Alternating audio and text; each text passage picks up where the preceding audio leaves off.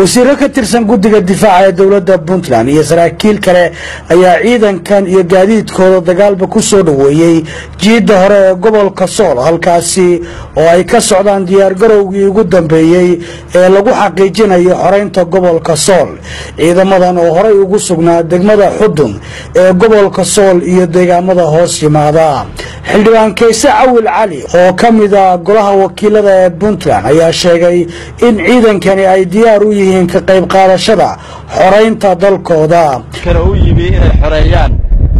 dhulkoodii iyo wadankoodii ka qayb qaataan ciidamada Puntland ee xoreynaya xoreynta ka qayb qaataan cadawga ku soo duulay xalinta dalkoodii ku soo duulay inay la dagaalamaan oo ka saaraan dhulkooda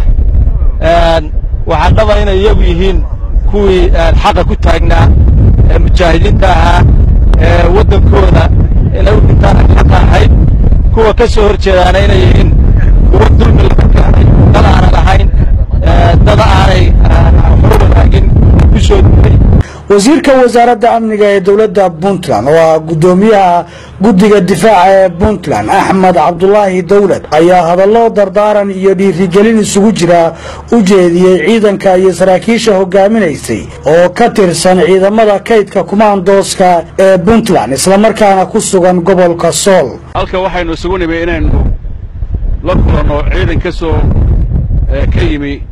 jiida hore jiida Sool iyo Sanaag ciidankaas aad halka ku aragtaan oo ah ciidan ka dhiidhiyey foolxumada lagu hayo shacabka reer Sool iyo Sanaag waxaanu rabnaa inaan halkeedii ku soo dhaweyno annaga oo ah guddiga difaaca wasiiradii ku jiray ee dowladda Puntland gacmo furan inaad ku soo dhawaataan waxaan idinka rajaynaynaa inaad noqotaan mujaahidiin ay xusto taariikhdu